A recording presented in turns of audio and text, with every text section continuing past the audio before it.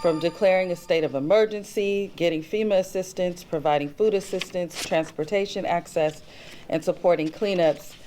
I made it my mission to ensure we did not force residents into the streets. In haste to find immediate shelter, the county decided to amend an existing contract with EQUUS Workforce Solutions. This was one of our very few options, knowing that the search to introduce a new partnership would require a request for proposals, a review, and contract evaluations that we simply did not have time for. These processes can take several months. Our community-based organizations were incredible in the immediate response to the disaster, and we had hopes that EQUUS would foster a smooth transition and execute a response to this crisis in good faith.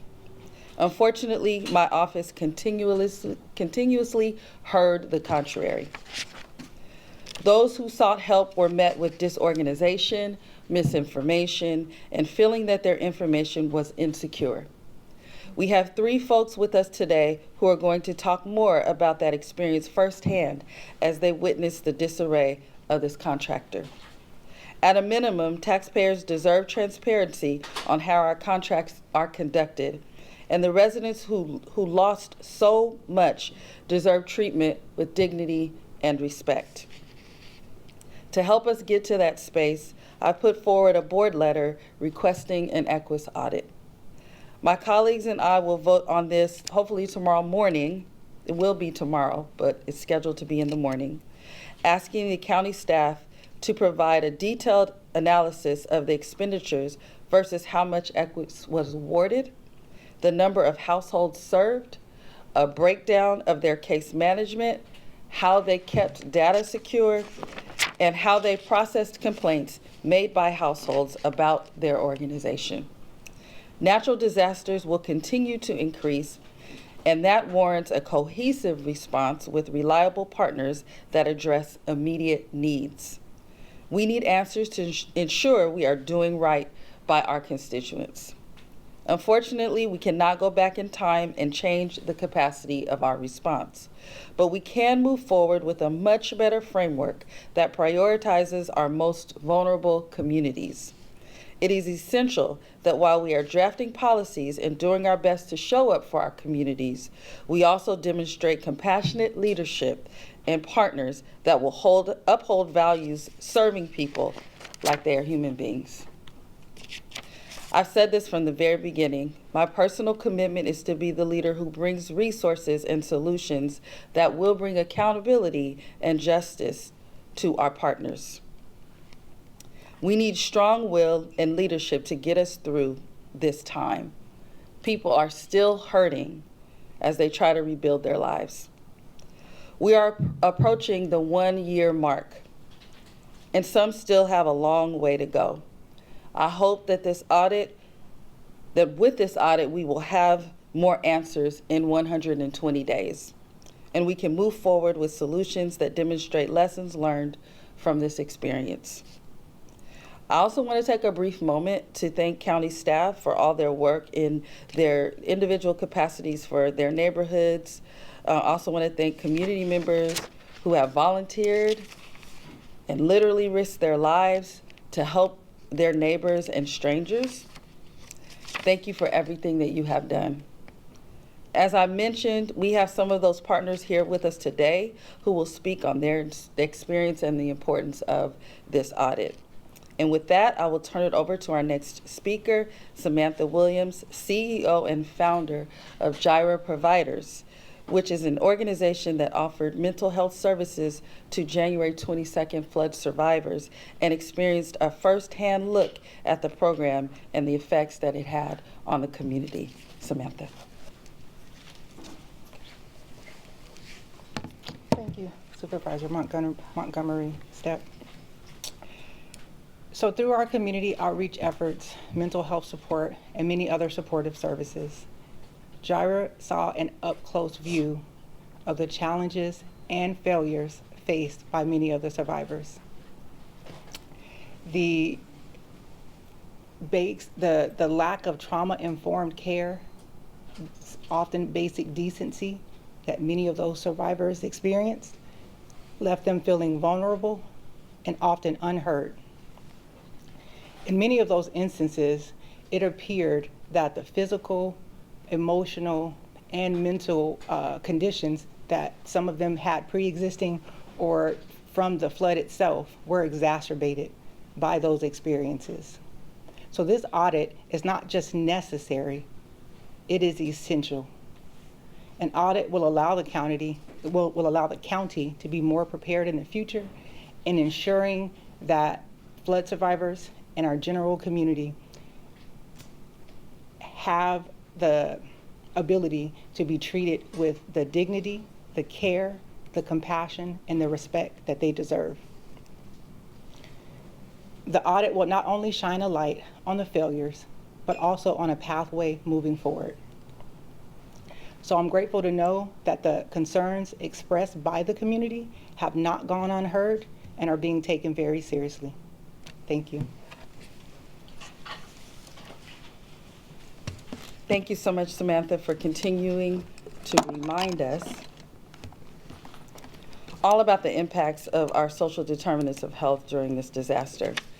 Thank you.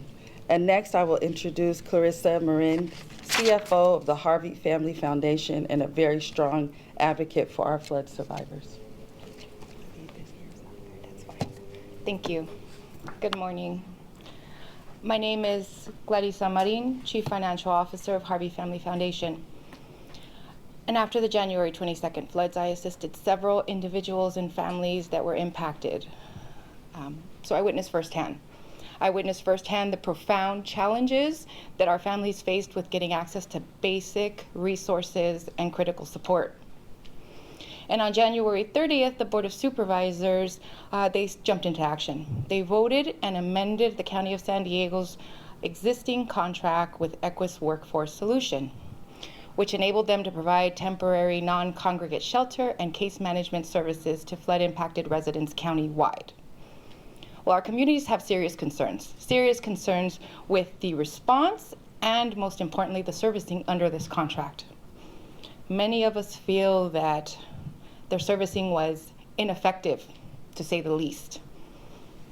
So our flood survivors, they grew increasingly frustrated, and they voiced concerns of disorganization, cultural insensitivity, and lack of compassion. And all of this only exacerbated the mental health strains on our families that were already grappling with the aftermath. EQUUS's deficiencies led to confusion and pain, and inevitably forced many out of the program prematurely, meaning at least they were one of the few. The fortunate few, the fraction of the overall flood impacted that actually gained access into the program in the first place. We had residents that called and reported complaining of being sent to hotels that had been shut down, complaining of having to repeatedly provide the same information over and over again, followed up with threats of being evicted if they didn't immediately comply. We even had residents who complained of their personal information being mixed up with a different resident's case file, which raised alarming concerns to the security and integrity of their personal and sensitive data. And so these are just a few examples of the issues that underscore our call for a complete audit of EQUUS Workforce Solutions. We're calling for transparency, and an audit is the first step. An audit will ensure accountability. It will help illustrate where exactly their process failed, and most importantly, it will provide clarification as to just how exactly their resources were utilized. But most importantly, the ultimate goal. The ultimate goal is not just an audit. The ultimate goal is to empower improvement, to foster improvement, to ensure that our communities are better prepared, and most importantly, that they receive the support that is deserved moving forward. And so we, together with the Office of Supervisor Montgomery Steppe, we stand committed to ensuring that future responses are faster, fair, and far more transparent and organized, because all of our communities deserve better. And so thank you for listening to the community and addressing those concerns. We truly appreciate you.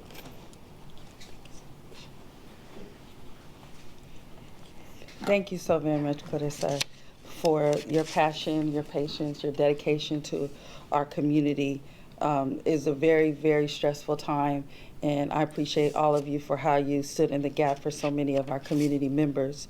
So last but not least, I will turn the mic over to our fierce advocate, Tasha Williamson, who's been on the ground since day one, and along with all these ladies, a really significant part of why we're bringing the request for this audit forward. Tasha.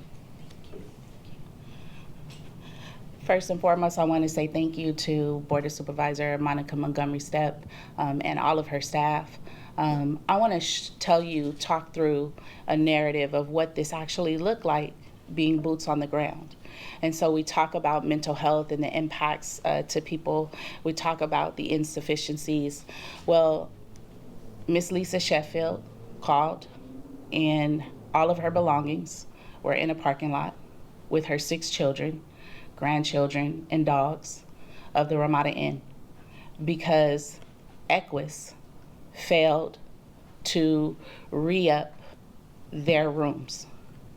And so Ramada put them out and all of their belongings, and they were in the back parking lot when we arrived, and we started working with Monica Montgomery's office and other folks in the county to figure out how this even could happen. We started navigating with the Ramada Inn. Can you please just show them some dignity to put them in a room? We'll make sure you get paid. Though that's one story. We go deeper in to the second month, and we have Miss Maria Mesa and her 6 family members who had 2 sets of rooms. One they never stayed in, and one they did. And the rooms that should have been canceled had an extended date where the rooms that they checked them into did not. And so when that date came up, they were put out and all of their belongings, and there was media there.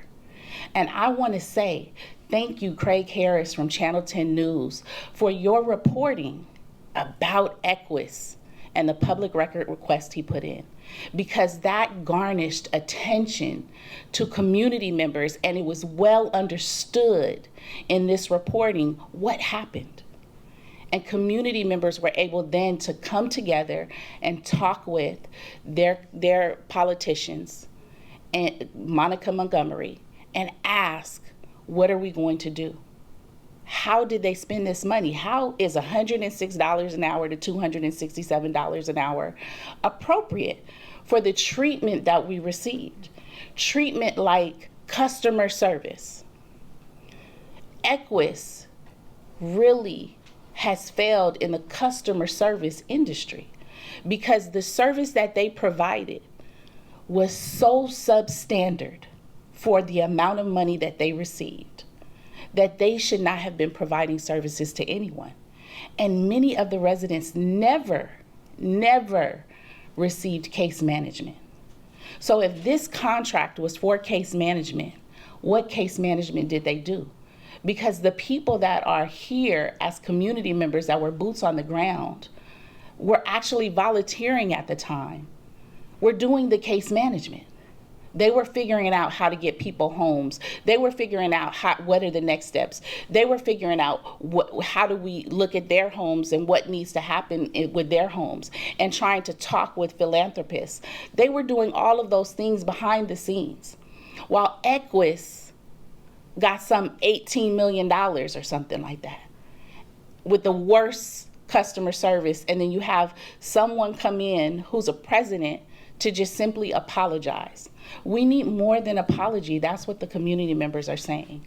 We need to know that when the next disaster happens, EQUUS will not be at the forefront for this money, that there will be grassroots organizations, there will be racial equity within disaster industry. Because if you look at the disaster industry, it is all white led. It is all white led. And that needs to change because our makeup in San Diego is not all white led. And there are organizations like Harvey Family Foundation, Jackie Robinson YMCA, and others who stepped up in a very powerful way, in a collaborative way with a group of organizations to make things happen when government was stalled. So please make sure that you get that information out there, because racial equity is what is the issue. Racial equity. An all-white organization from outside of San Diego County came in, swooped in, and has become rich. Thank you. Thank you so very much, Tasha. This concludes our press conference. We can open it up for questions. We have a little bit of time for that. And I'm sure, well, I know everyone is on a time crunch, but if anyone is available for one-on-ones, please approach any of us. So any questions? Yes, Craig. Quick question for you. Yes. You have two county spokesmen in Michael Workman and Chuck Westerheide Jr. who repeatedly defended EQUUS and have told me repeated times that EQUUS is a unique company and that others couldn't do the kind of work that they have done. Why does the county keep hiring EQUUS and keep defending EQUUS when we have situations like we have today, where EQUUS was found to have failed during the COVID situation, and their CEO even came and apologized? Why do you keep hiring this company? So number one, I've been here for 10 months. I think we were 6 weeks in when January 22nd happened. Number two, I certainly cannot speak for our entire county communications department, but you heard what I said today, and you see my actions bringing this board letter forward. I have always felt that community input and the community of voice is super important to what we do, and it should be just as important to any other voice that's at the table and in the room. And so we're moving forward today to ask my colleagues tomorrow to vote to audit EQUUS, because we also heard and saw some of the things that we felt were not right. And so that really is the answer to your question, that this is the action that we're focused on today, and we're moving forward. We're going to take the findings of the audit to create a better system within disaster relief here at the County of San Diego. When do you expect the audit to start if you get approval tomorrow? And why have we waited almost a year to do this? The board letter requests a 120-day return back. And so from the time tomorrow when it is approved to 120 days from there, it'll be a little bit after the 1 year mark. There was a lot going on, as I stated in my earlier comments, but we're here now. We did request this. We are requesting this to move forward based on my office's concern that we'd seen throughout the months, and of course the community's concern that we've seen for almost a year now.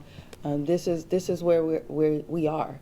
We did request that the president come in earlier in the midst of all of this and give us explanations for what is going on. But like I stated in my comments, it takes several months for us to do almost anything here at the county and in any bureaucracy, but it also would have taken several months to get a new contractor on board. So we really felt that we were stuck between a rock and a hard place, but the best way to handle that now is to, as we move forward, develop better solutions. That is our job, and that's what we're doing. Do you expect the vote to go your way? I am prohibited by the Brown Act to talk to my colleagues about this, so my hope is that it will go forward, and we'll see tomorrow. Anyone else? What's the outcome here that you want to see? I mean, is EQUUS going to be sanctioned in some way? Will they be put on a don't ever hire again list? We'll see what the findings of the audit are, but I want to tell you big picture. What I see the county being able to engage with smaller nonprofits and smaller businesses much more than we have in the past. I put forward a board letter in August, the end of August, to begin to look at ways that we could change within our procurement department. All of these things work together. It's not going to happen overnight, but I think it's very, very important that those who are doing the work are rewarded with contracts. And I know that it is also very hard to do business with government entities, and particularly the county. So our leadership is on board with that overall concept, and this is a part of moving forward so that we open the doors to do business and to do better by our smaller nonprofits, our grassroots organizations that are really hitting people on the ground, really touching folks where they need it most. That is the goal here. Two questions, one Yes. for you, Supervisor, and one for Clarissa. Do you think your procurement office has become too close with EQUUS? They continually roll over contracts with them when I know you've only been on the job 10 months, but the contracts that I've looked at, there have been numerous times the county could have opted out in the last several years. Do you think the procurement office is too close? And Clarissa, could your organization done a better job than EQUUS? Yeah, so to your question, I don't know that yet, right? And I'm not going to speak for the procurement department. I will speak for my office, and I'll speak hopefully on behalf of the 700,000 people that I represent in my district. We can do better all the way around. It is not just EQUUS, it's an overall issue, and we need to modernize the system to keep up with the smaller nonprofits, the smaller businesses that we want to thrive in our region. This disaster really highlighted and exacerbated that in the worst way, right? But we still have to use this as an opportunity to do better the next time. Carissa. So Craig, to answer your question, could Harvey Family Foundation have done better? I mean, well, you know, I started on as doing advocacy work, so I did not start as the CFO of the foundation. So Armand, the founder, together with the foundation, you know, they were figuring it out. They were doing a better job. The question is, moving forward, would a small nonprofit be able to handle this type of magnitude? We're talking about small scale. The ones that ended up on the final list was, you know, under 400 names. So the foundation could have absolutely handled that. But I think more importantly, this is an opportunity so that several organizations can now get the tools, the training, the resource, the education, the policies, the controls, allow them to be prepared to take on what they figured out the first time. And so I think it's important to look at not only where EQUUS failed, but where we could improve so that all of the organizations are better prepared moving forward. Would you mind spelling your first and last name? And it's Harvey, it's not Harvey. Harvey Family Foundation. My first name is Clariza, and the last name Marin. Okay, well, those of us that can be available will be available for one-on-one. So thank you so much, everyone, for being here, for your interest in this, and we will continue to keep you updated. Thank you.